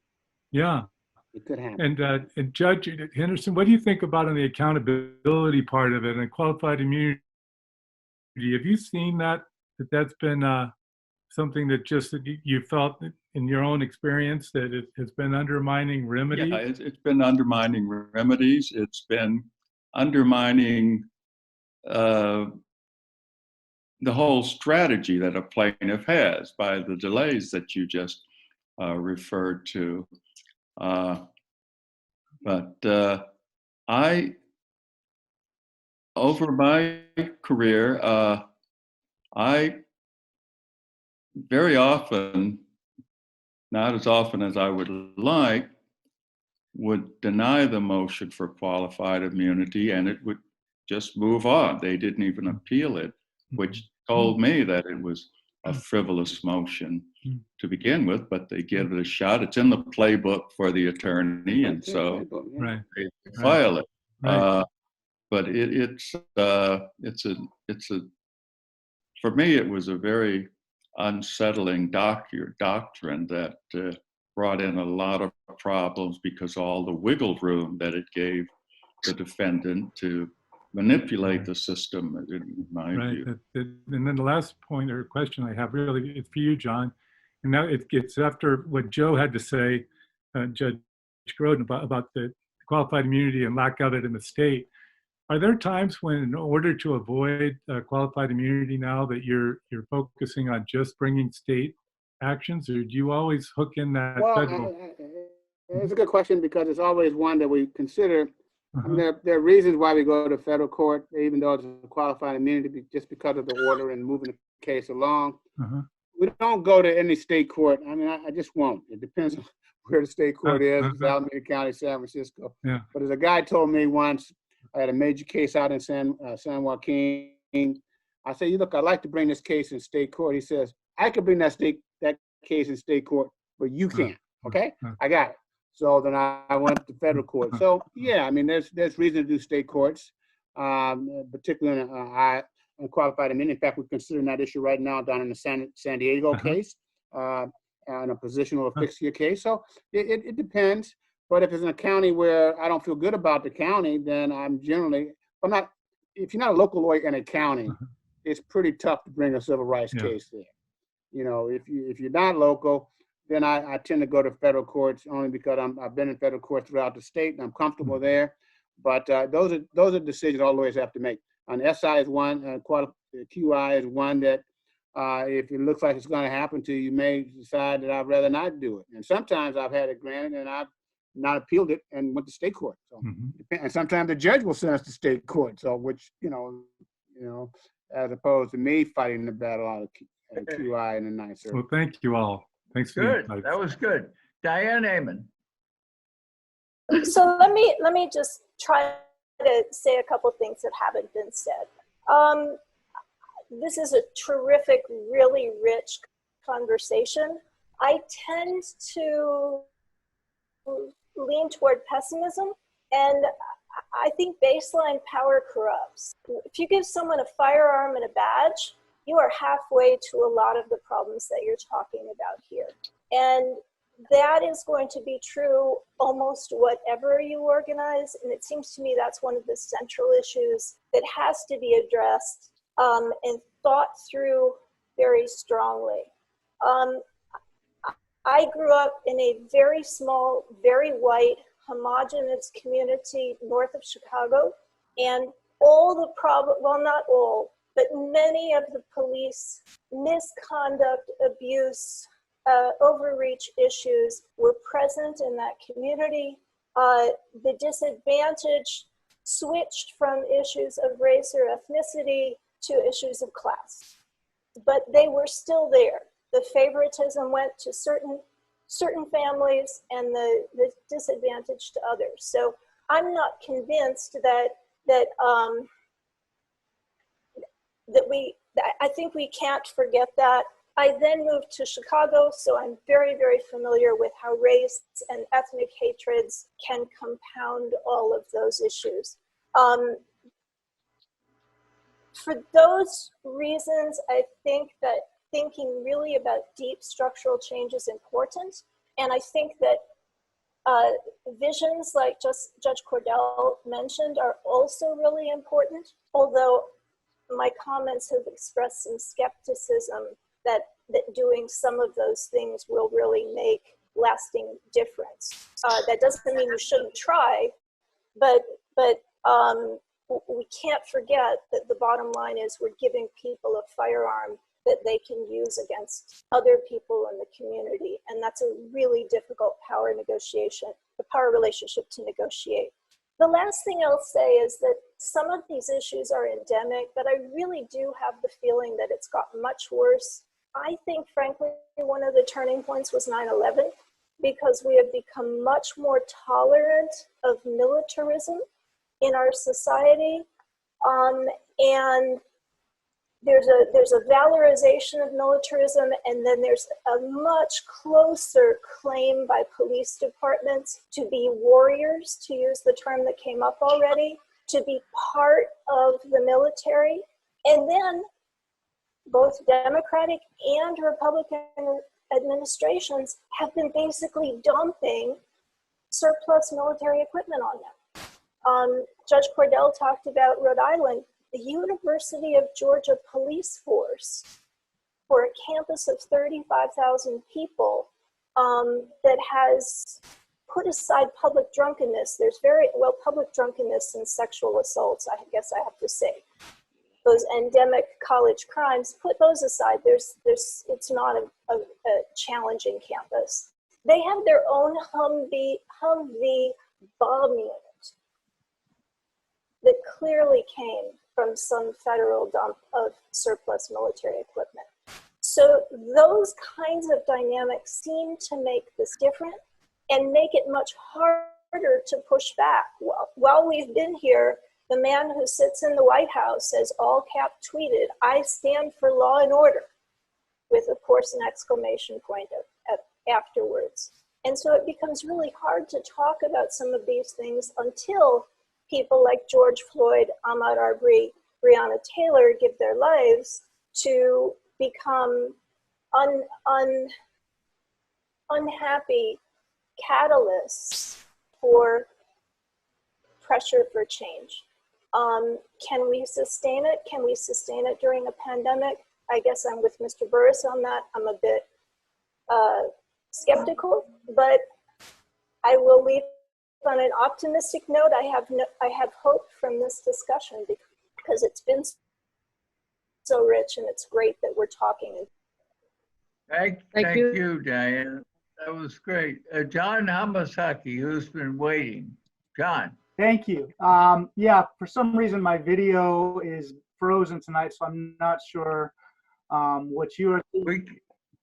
We can hear you though. We can hear you. Yeah, and that's probably yeah, the picture doesn't get any better. So so for those of you that don't know, I'm a San Francisco police commissioner, so this is directly in my wheelhouse, meaning I sit on the police commission that has oversight over SFPD. We do all of the policy, all of the oversight. We hire and fire the police chief.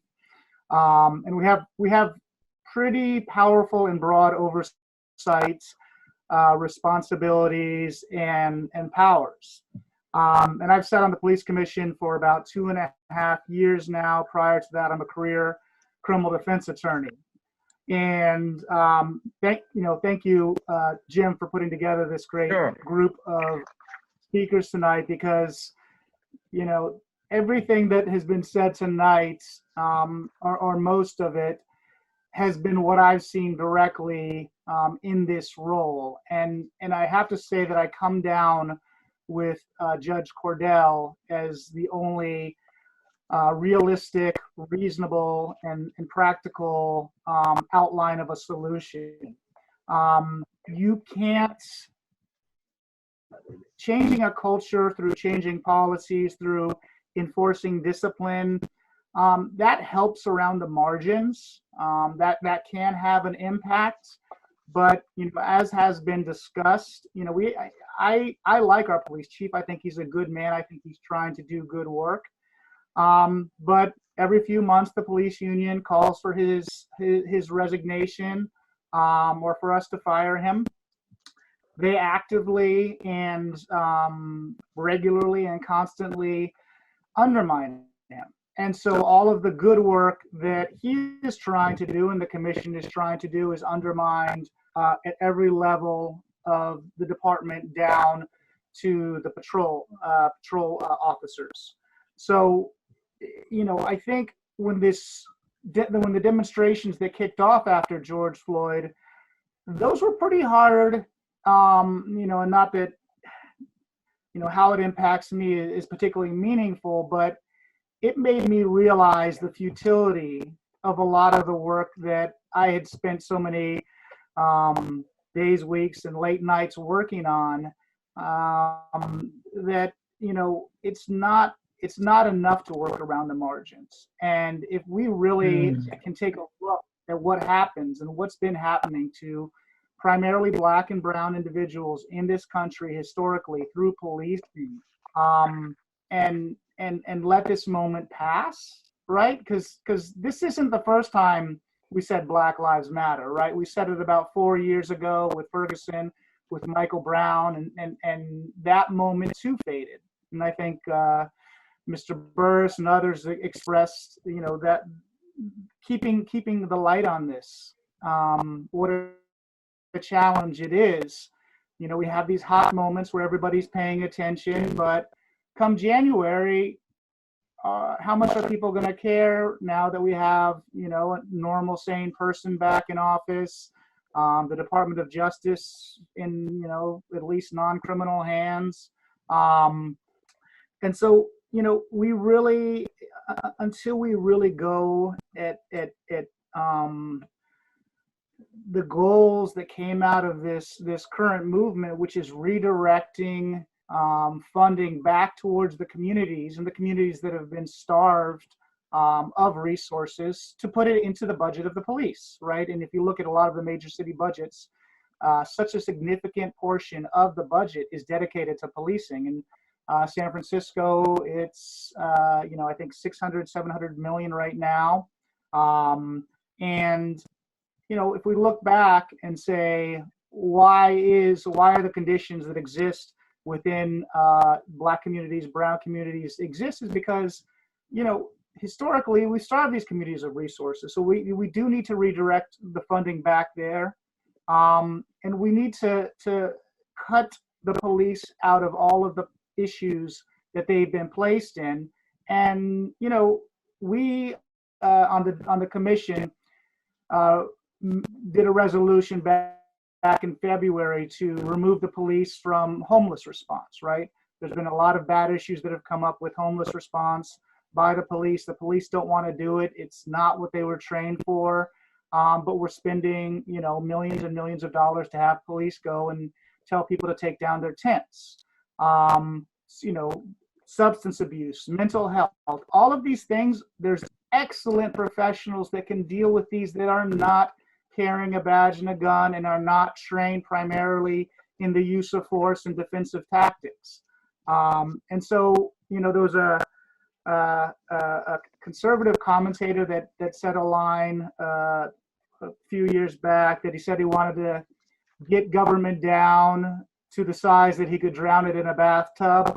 I wouldn't go quite as far with policing, but we really do need to reimagine the role of policing in our society in order to make our society more equitable and fair for all people. Because right now, Black and brown communities are being, in a very real sense, many of these communities feel like they're living under occupation because of the manner in which we've deployed policing resources towards those communities. And then, finally, to Judge Cordell's point, community policing, that term means a lot of things to a lot of different people.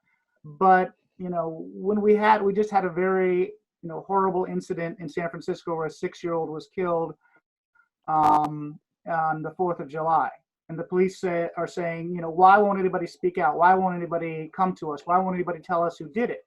And it's because the whole community has been traumatized by the way the police have treated the community, that they have created, in a sense, an alternate source of justice or an alternate means of resolving disputes that doesn't involve the police.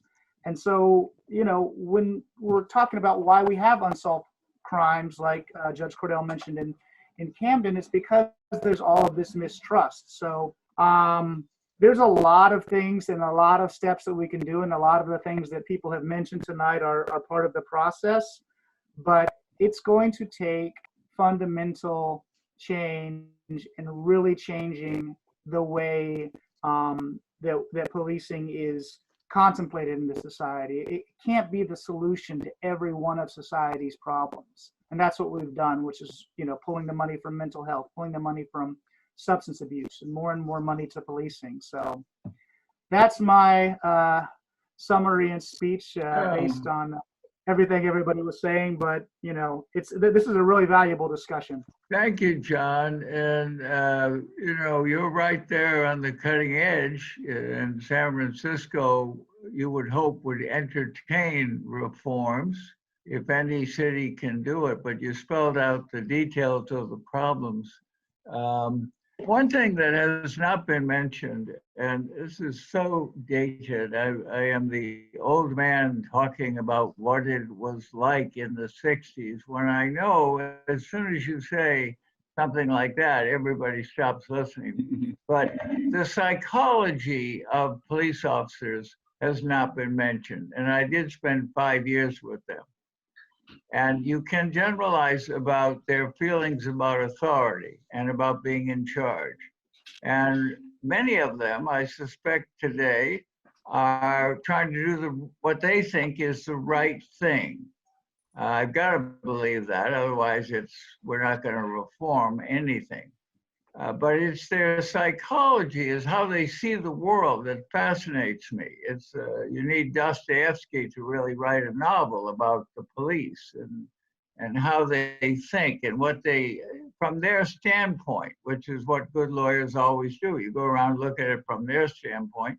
And because I am conflicted, having defended for years, but having prosecuted for 5 years, I still remember cops who have to go up dark alleys and not know what's going to be there.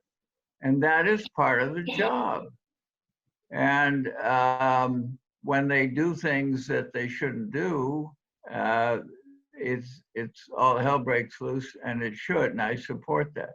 I support those protests. And I don't think we have talked enough about it.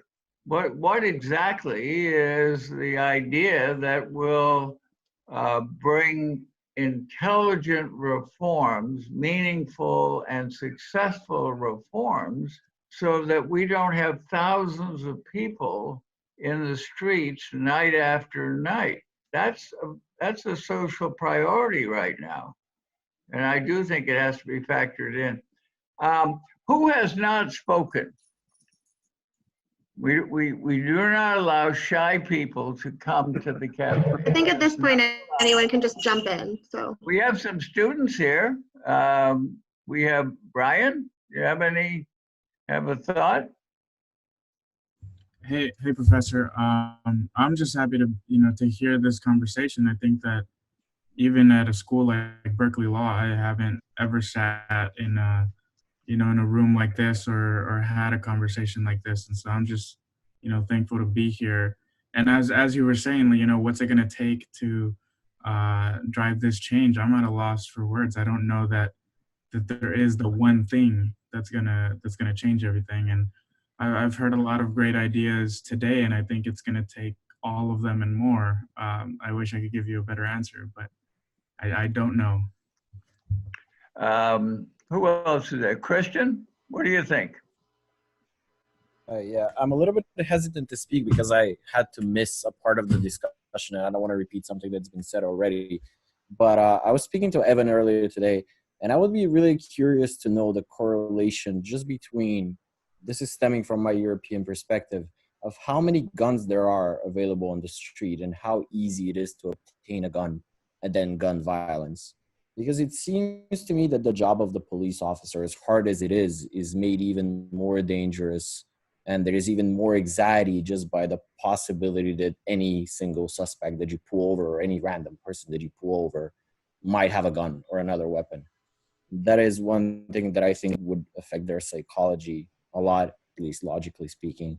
So this is one thing that I'm curious about. And other than that, I just reiterate, I want to just say what Brian said, that I'm just very happy to be here. And it's been really enlightening as a discussion to learn so much and to hear so many opinions. I think it's not only the number of guns, but it's the size of them. And it's scary from them. Evan, what do you think? Yes. Thank you. I was just amazed to be in this room. I'm just blown away by the people here, the judges, Mr. Burris, hearing from people who have other experiences, who have argued these cases. It was just unbelievable. I've worked in city government a little bit before grad school, and I also was a dual degree student at the policy school. So I took a class with Dan Lindheim on policing, and we used some of the data that had come from some of the things that Mr. Burris was talking about. We met with some of the former police chiefs and had some of those conversations, and I feel like I have a fuller picture now from hearing Judge Henderson speak and so many others. I mean, I think this is going to be one of the defining issues of the next 50 years, and I hear in everybody's perspective a lot of value. And I think it's a defining generational challenge. And I think that the protest movement and Black Lives Matter is bringing this tremendous energy that can really fuel reform. Because I think as a law student and someone who sat in these policy classes, I think it felt like we can see there's a lot of problems, but is there really will to make change? And I think now there really is. And it's clear that if you're going to be at least on the left politically, this has to be a major issue. So I guess just it brings me a lot of hope to hear all the sort of to hear from people who've been working on this for a long time. And I definitely feel hope looking at the way that people are mobilizing kind of at the grassroots level to make change here. I guess, yeah, I mean, if I had one question, it would just be like, you know, what could a lawyer do at the beginning of his or her career do to make a difference on this issue? I would just put that out there if anybody has ideas. Well, I think if you're in the criminal justice system, you'll have daily issues about ethics and presentation in court, certainly.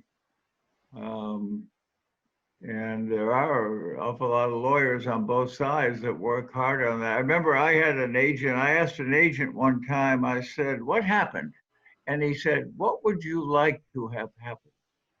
And he was in a drug case. And so I was just shocked that, you know, it was that open. That was unusual, but it was scary. And you have to deal with it, stuff like that. You have to deal with it.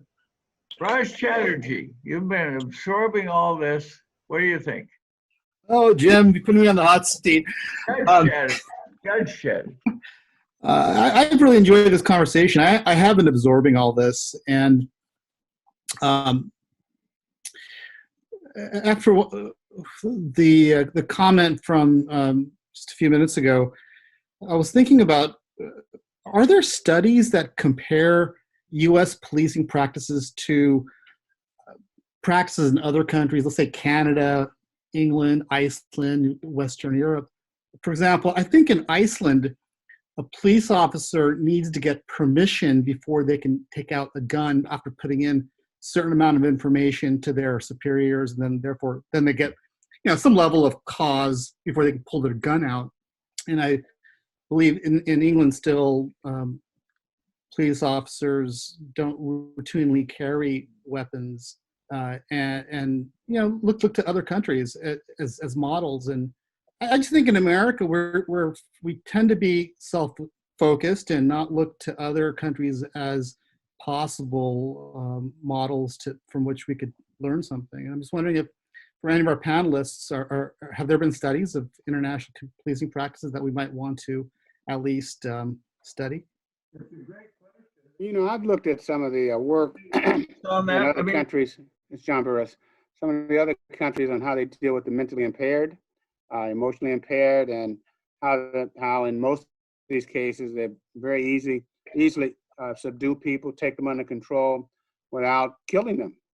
And you know, that goes to the de-escalation. It kind of goes to not having hard-nosed police people there who are there as a felony stop. And so, yeah, there are those, but other areas, I know that other countries seem to have an easier time, but one of the things we cannot forget here is that there's the plethora of guns. And I think guns change the whole dynamics of the relationship between the police and the community, like it or not.